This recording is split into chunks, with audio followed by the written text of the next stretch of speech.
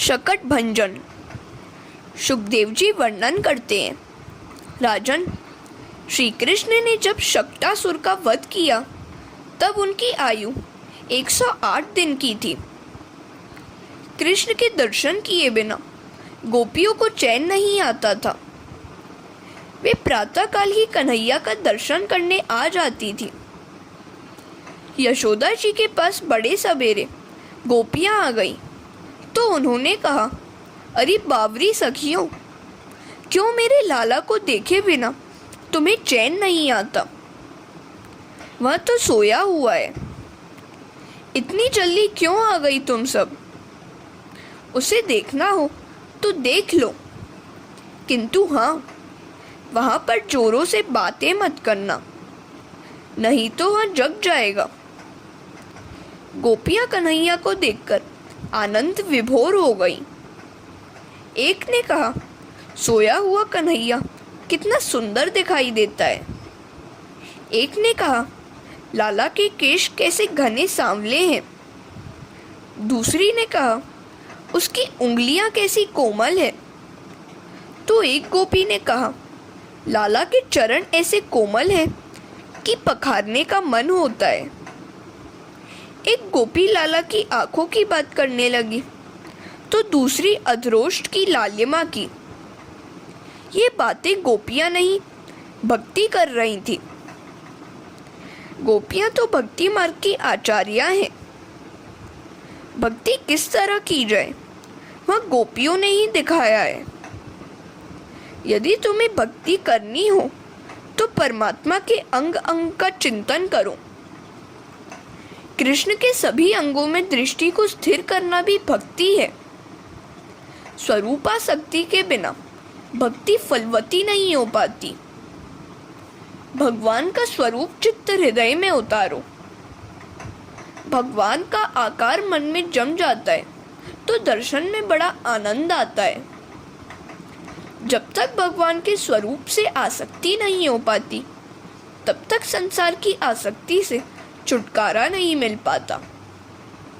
श्री कृष्ण ने जब अपने सौंदर्य तेज से गोपियों की दृष्टि को और बांसुरी के मधुर वादन से कानों को आकर्षित कर लिया, तब वे आनंद विभोर हो गई थी।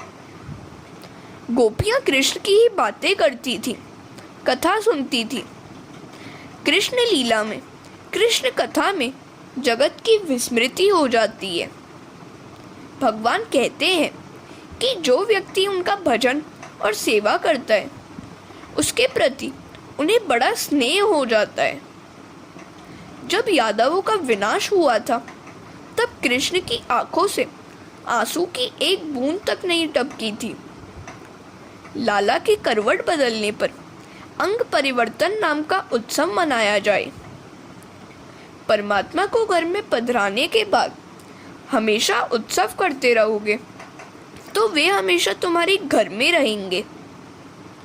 भगवान श्री कृष्ण के उत्सव के दिन मन, शक्ति और वाणी का सदुपयोग करो। भगवान का स्मरण भी सारे दिन करते रहो। उत्सव के दिन प्रभु सेवा में ध्येयबान तक भुला देना चाहिए। इस दिन अपनी आंखों से प्रभु प्रेम की व्याकुलता में अगर 2 बूंद आंसू भी न गिर सके तो उत्सव मनाना व्यर्थ ही होगा। उत्सव के दिन विद्वान, वेद ज्ञाता, सच्चरित्र ब्राह्मण का सम्मान करो। केवल रिश्तेदारों को ही नहीं, गरीबों को भी भोजन दो। गरीबों को संतुष्ट करने से प्रभु प्रसन्न होते हैं। सच्चे साधु सन्यासी को भी भोजन कराना। स्वयं भी भोगोपयोग करते रहने के बदले जरूरत वालों को भी कुछ न कुछ देकर पुण्य प्राप्त करो। हरे कृष्णा। उत का अर्थ है ईश्वर और सव का अर्थ है प्राकट्य। तो उत्सव का अर्थ हुआ ईश्वर का प्राकट्य। जब ईश्वर का हमारे हृदय में प्राकट्य होता है, वह उत्सव ही है।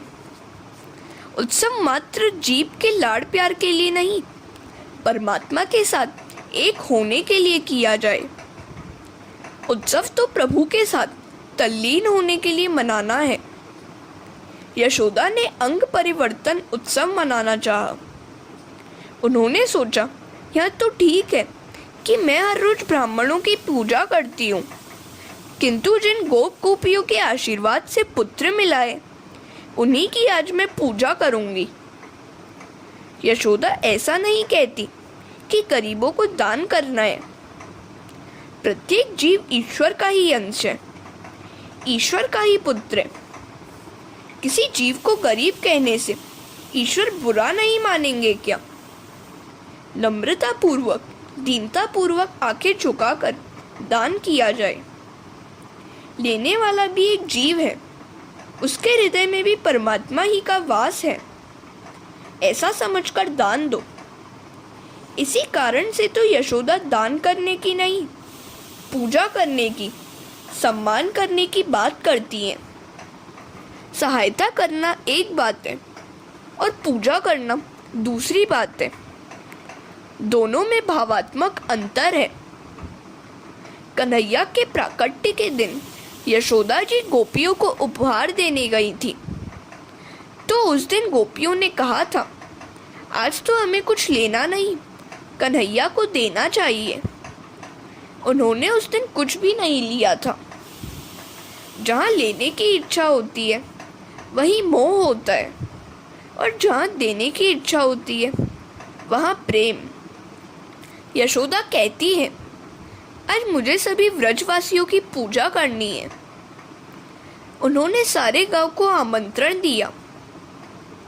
नंद जी ने भी कहा, बिना संकोच दे दो। जब से कन्हैया घर में आया है, खबर तक नहीं होती है कि घर में कौन लक्ष्मी रख जाता है। लक्ष्मी जी तब चली जाती है जब मनुष्य उनका दुरुपयोग करने लगता है। जीवन में एक अवसर ऐसा भी आता है जब भाग्य अनुकूल होता है, भाग्योदय होता है। ऐसे समय बड़े प्रेम से दान करना, निसंकोच देते रहो।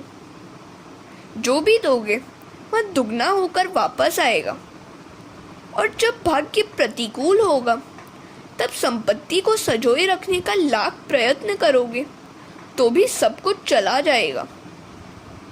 भाग्य प्रतिकूल हो जाने पर धर्मराज युधिष्ठिर भी दरिद्र हो गए थे और उन्हें वन में भटकना पड़ा था। तो साधारण मनुष्य की तो चर्चा ही कैसे करें। नल राजा को कभी सब कुछ गवा देना पड़ा था। जो भी मिले सत्कर्मों में खर्च करते रहो, सुपात्र को दान देते रहो। आज भाग्य अनुकूल था, सो यशोदा जी दिल लगाकर दान करने लगी। पीतांबर, साड़ी और आभूषण का ढेर लुट गया। हरे कृष्णा। यशोदा ने सोचा कि कन्हैया के सो जाने पर मैं अच्छी तरह दान दे सकूंगी। अगर वह जागा रहा तो मुझे उसे गोद में लेकर बैठे रहना पड़ेगा और सेवक सम्मान करते रहेंगे। सभी दान की अपेक्षा मानदान श्रेष्ठ है। वे सोच रही थी कि यदि कन्हैया जागता ही हो तो मैं सभी का आदर कैसे कर पाऊंगी। जब गरीबों और पवित्र ब्राह्मणों का सम्मान किया जाता है तो परमात्मा को बड़ा आनंद होता है। ईश्वर जब किसी को संपत्ति देते हैं तो ऐसी भी आशा करते हैं कि वह दूसरों का पालन पोषण करे। लाला ने आंखें तो बंद कर ली, किंतु वह अंदर से तो जाग ही रहा था। यदि मेरे सो जाने से माता को आनंद मिलता है तो मैं सो जाऊं। भगवान को नाटक करने की बड़ी आदत है। इसी कारण से तो उनका एक नाम नटवर भी है। माता को दिख रहा है कि वह सो गया। कृष्ण के जागने और सोने के विषय में शांकर भाष्य में कहा गया है, वैसे तो ईश्वर निष्क्रिय है, किंतु जीव माया के कारण क्रिया का आरोप करता है। ईश्वर क्रिया करता तो नहीं, कोई शहर आता है और न कोई शहर जाता है। गाड़ी ही हमें एक स्थान से दूसरे स्थान पर ले जाती है। इसी प्रकार ईश्वर कोई क्रिया स्वयं नहीं करते, वे तो लीला ही करते हैं। लीला निस्वार्थ होने के कारण आनंद रूप होती है। क्रिया और लीला में अंतर है। जिसके साथ कर्तृत्व का अभिमान और सुखी होने की इच्छा है वह क्रिया है, और जिसके साथ कर्तृत्व का अभिमान नहीं है तथा अन्य को सुखी करने की इच्छा है वह लीला है। जीव जो कुछ करता है वह क्रिया है, और ईश्वर जो कुछ करते हैं वह सब लीला है। यशोदा जी ने सोचा कि मेरे यहाँ आज सारा गांव उमड़ेगा, सो लाला का पलना यदि बाहर गाड़ी के नीचे रख लूं तो घर में ठीक ठीक जगह बढ़ेगी। सभी गोपियां आने वाली थीं, सो स्थानाभाव के कारण यशोदा जी ने कन्हैया का पलना गाड़ी के नीचे रख दिया। उस गाड़ी में दही दूध आदि था। यशोदा एक एक करके सभी गोपियों का आदर करने लगी। गोप पालकों को भी सुंदर कंठी देती थी, जिससे सभी माताएं प्रसन्न होती जाती थी। गोपियां कन्हैया को हार्दिकता से आशीर्वाद देती जाती थी। बाल कृष्ण लाल की जय। सभी आए हुए व्रजवासियों का आदर सम्मान करती हुई यशोदा जी आनंद में लीन हो गई। इधर बाल कन्हैया की नींद उड़ गई। कहाँ है मेरी माता? वह उत्सव तो मेरा ही मना रही है, जबकि मुझे आंगन में गाड़ी के नीचे रख छोड़ा है।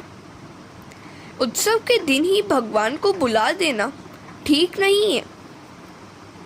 यशोदा जी ने उत्सव के दिन ही श्री कृष्ण को बुला दिया, सो विपत्ति आ गई। व्यवहार से छुटकारा नहीं मिल पाता, इसे तो निभाना पड़ेगा ही। जब तक कुछ न कुछ अपेक्षा है, व्यवहार भी चलता रहेगा। हरे कृष्णा। व्यवहार को छोड़ना तो है नहीं, और व्यवहार पालन कोई अपराध भी नहीं है, किंतु मात्र व्यवहार ही निभाए रखना, व्यवहार में बन जाना, व्यवहार में भगवान को भी भूल जाना अपराध है। धंधा व्यापार अपराध नहीं है, किंतु उसी में लीन होकर भगवान को भुला देना अपराध है। व्यापारी दुकान में भगवान की छवि की पूजा करता है, किंतु ग्राहक के साथ बातचीत के समय भगवान को भूल जाता है। वह ग्राहक को ईश्वर की उपस्थिति में ही ठगता है। वह ग्राहक को 5 रुपए की वस्तु 25 रुपए में बेचता है और फिर कहता है, तुम मेरे जाने पहचाने हो, सो मैं बिना नफा कमाए ही बेच रहा हूँ।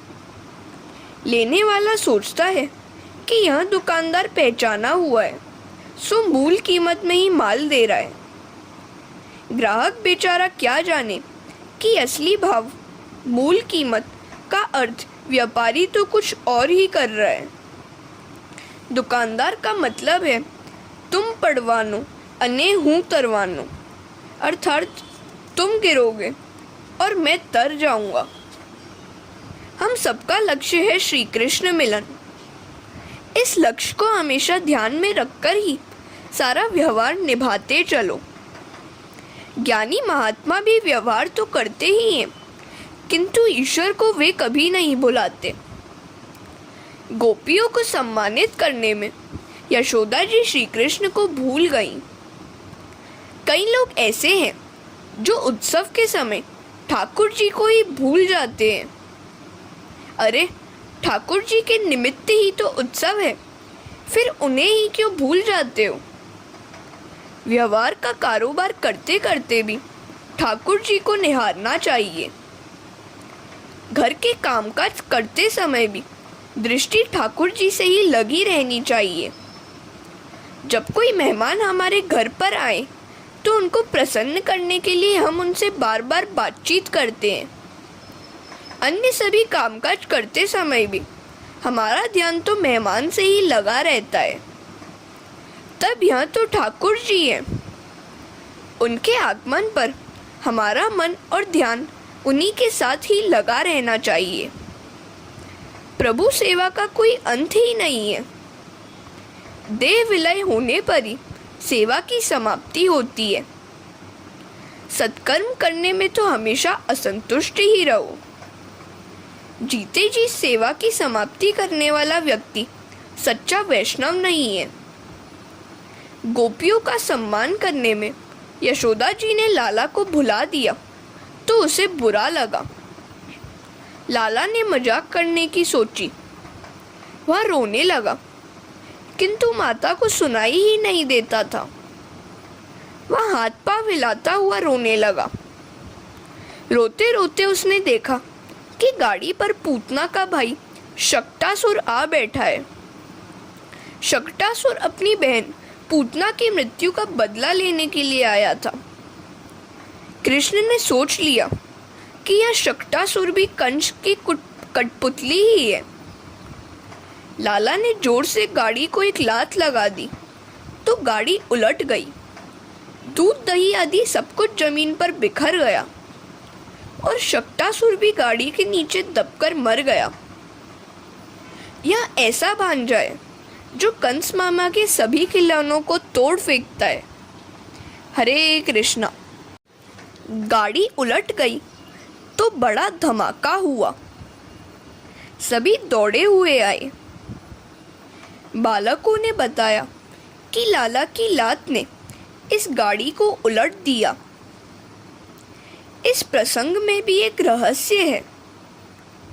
यदि तुम भी प्रभु को अपनी संसार गाड़ी के नीचे रखोगे तो तुम्हारी गाड़ी भी वे उलट देंगे। मुख्य वस्तु को गाड़ी के ऊपर रखो और गौड़ को गाड़ी के नीचे। जिसके जीवन में प्रभु का स्थान गौड़ है उसकी संसार गाड़ी उलट ही जाती है। गृहस्थाश्रम भी एक गाड़ी है और पति पत्नी उसके पहिए। इस गाड़ी पर श्री कृष्ण को पधराओ। जीवन रथ के सारथी हैं श्री कृष्ण। इस जीवन रथ के अश्व हैं हमारी इंद्रियां। प्रभु से प्रार्थना करो, हे नाथ, मैं आपकी शरण में आया हूँ। जिस प्रकार आपने अर्जुन के रथ का संचालन किया था उसी प्रकार आप मेरे जीवन रथ के सारथी बने और मुझे सन्मार्ग पर ले जाएं। जिसके शरीर रथ का संचालन प्रभु के हाथों में नहीं है उसका संचालन मन करता है और मन एक ऐसा सारथी है जो जीवन रथ को पतन के गर्त में फेंक देता है। यदि तुम्हारी गाड़ी परमात्मा के हाथ में नहीं है तो इंद्रिया रूपी अश्व उसे पतन के गड्ढे में गिरा देंगे। अर्जुन की जीत इसी कारण से हुई थी कि उसने परमात्मा को सारथी पद दिया था, मन को नहीं। कुछ लोग मानते हैं कि यह छुट्टी है तो बस सारा दिन अच्छा खाएंगे, पिएंगे और सोए रहेंगे। वह तो कुंभकर्ण सी बात हुई। ऐसा कभी न किया जाए। रविवार तो वीर होने का वार है। रविवार के दिन तेल मिर्च चटनी आदि खाने के बदले दूध और चावल खाना।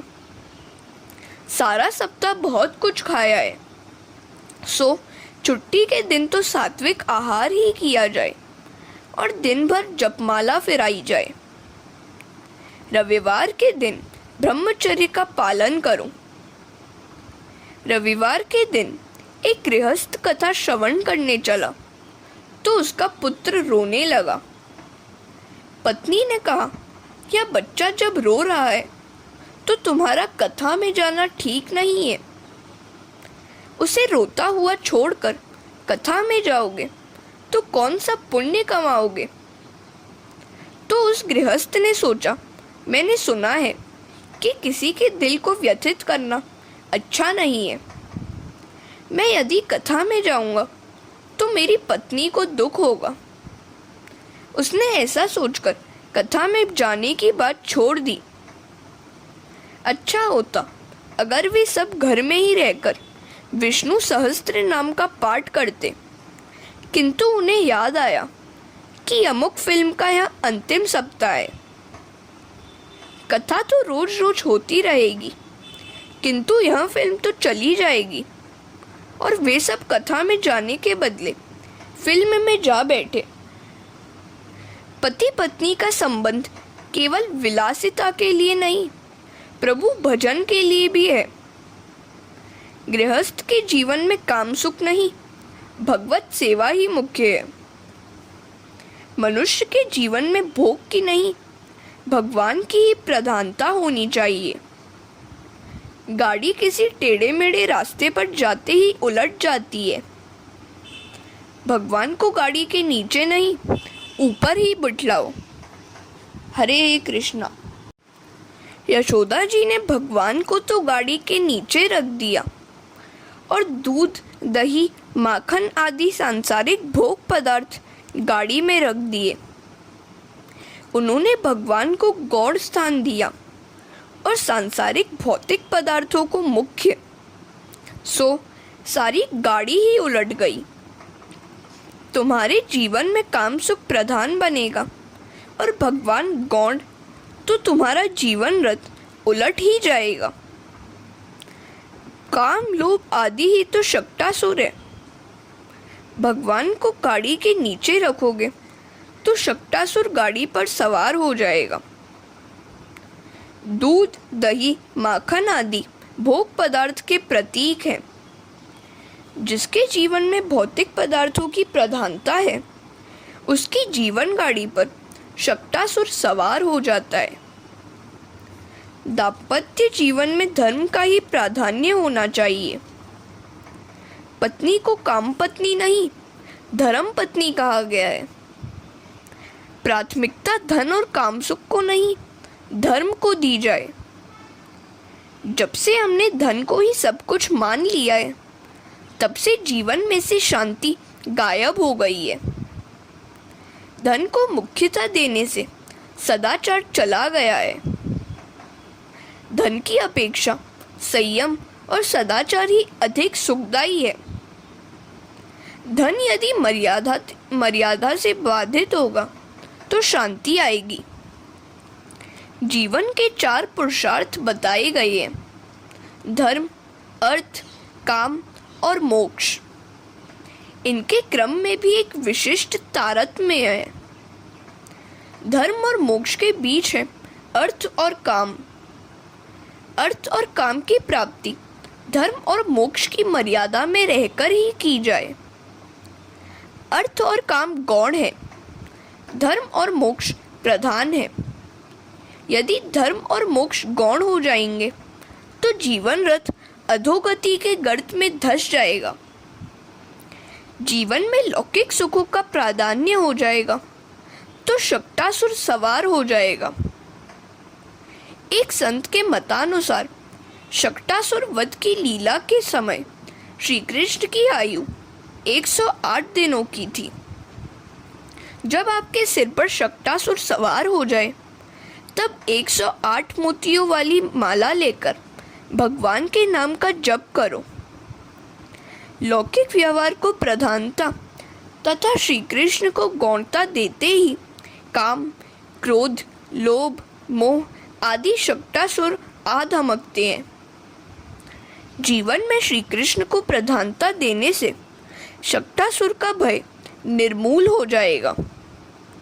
कुछ लोग कहते हैं कि कथा श्रवण के बिना ही यौवन गवा दिया और अब यह शक्टासुर नीचे उतरने का नाम ही नहीं लेता है। श्री कृष्ण शक्टासुर का वध अवश्य करते हैं। जब तुम्हारे हृदय पर काम, क्रोध, मोह, लोभ रूपी शक्टासुर सवार हो जाए, तब माला लेकर नारायण का नाम जप करने लगो। माला के साथ मैत्री होने पर शक्टासुर को निरुपद्रवी होना पड़ेगा। माला के साथ संबंध नहीं हो पाएगा तो शक्टासुर सवार हो जाएगा। काम, क्रोध आदि का सामना करना है तो परमात्मा का आश्रय लेना होगा। हरे कृष्णा।